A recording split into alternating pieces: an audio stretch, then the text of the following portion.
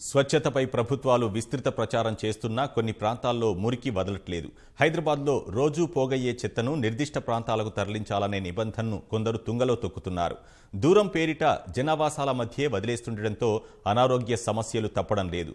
బంధువులు సైతం ఇంటిపైపు చూడట్లేదని కాలనీ వాసులు ఆవేదన వ్యక్తం చేస్తున్నారు. ఇది సికింద్రాబాద్ కంటోన్మెంట్ బోర్డు పరిధిలోని తిరుమలగిరి. కేంద్ర బలగాలకు చెందిన ఉద్యోగులు ఎక్కువగా ఇక్కడే నివాసం ఉంటారు. రక్షణ శాఖ పరిధిలోని ప్రాంతం కావటం వల్ల చెట్లు, స్వచ్ఛమైన గాలి ఉంటుందని చాలామంది ఆ ప్రాంతాన్ని ఎంచుకున్నారు. అయితే తిరుమలగిరిలోని శ్రీనగర్ కాలనీ పరిధిలో రహదారికి ఆనుకుని కమ్యూనిటీ హాల్ ఉంది. పేదల వివాహాల్ని తక్కువ ఖర్చుతో చేసేందుకు 30 ఏళ్ల క్రితం ఏర్పాటు చేశారు. పక్కన ఉన్న ఖాళీ స్థలంలో పిల్లలు ఆడుకోవడం, పెద్దల నడక, యోగా కోసం వినియోగించుకునేవారు. కానీ 2 ఏళ్లుగా చెత్తను డంపింగ్ చేయడంతో పరిస్థితి మారిపోయింది.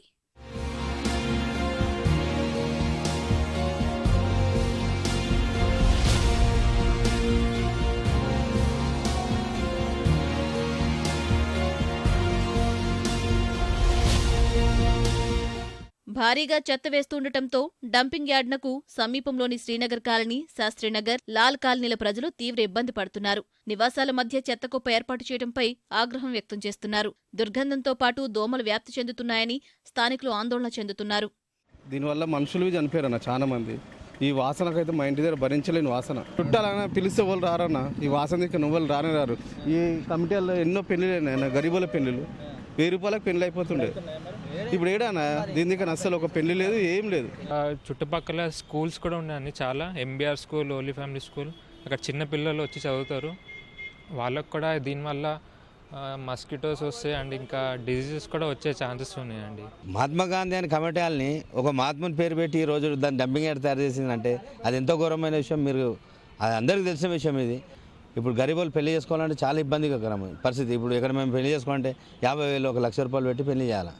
గతంలో మాకు ఒక 2,000 రూపాయలు టెంట్ హౌస్ సామాన్ వేసుకున్నాం, కానీ ఒక 2,000 రూపాయలు కంటోన్మెంట్ ఫీజు కట్టుకుని 5,000 మాకు గరీబులకు పెళ్లి జరుగుతుంది. దుర్వాసనతో వినియోగదారులు రాక వ్యాపారానికి సమస్యలు తప్పడం లేదని వ్యాపారులు ఆవేదన వ్యక్తం చేస్తున్నారు. గ్రంథాలయం సమీపంలో చెత్త వేస్తుండటం వల్ల చదువుకునేవారు రావడం లేదు. తీవ్ర దుర్వాసన, దోమలతో చదువుకునేందుకు ఏకాగ్రత నిలవటం లేదని చెబుతున్నారు. డంపింగ్ యార్డ్ను వెంటనే అక్కడి నుంచి తొలగించాలని స్థానికులు కోరుతున్నారు. గ్రూప్ 2 ఎగ్జామ్స్కి కానీ, టీచర్ రిక్రూట్మెంట్కు, సో వీటన్నిటికి వచ్చి మేము చదువుకుంటాం. ఇక్కడ ఎక్కువ సమయం మేము కేటాయిస్తున్నాం కాబట్టి, ఎక్కువ సమయం ఉంటున్నాం కాబట్టి ఇక్కడ ఒక అంటే దుర్గంధమైనటువంటి స్మెల్ వల్ల మాకు కొంచెము ఇబ్బంది ఉన్నది. డంపింగ్ యార్డ్ చేయబట్టి మాకు అక్కడ స్మెల్, దోమలు లాంటివి ఎక్కువ అయ్యి మాకు చాలా డిస్టర్బెన్స్ అవుతుంది. లారీల సౌండ్ ఒకటి, దీంట్లో ఈవినింగ్ టైము, మార్నింగ్ టైము చదువుకుంటేందుకు వస్తుంటాం. 1 year నుండి ప్రిపేర్ అవుతున్నాం. ఈ స్మెల్ చేయబట్టి మాకు చాలా డిస్టర్బెన్స్ అవుతుంది. స్టడీ మీద ఇంట్రెస్ట్ పెట్టలేకపోతున్నాం.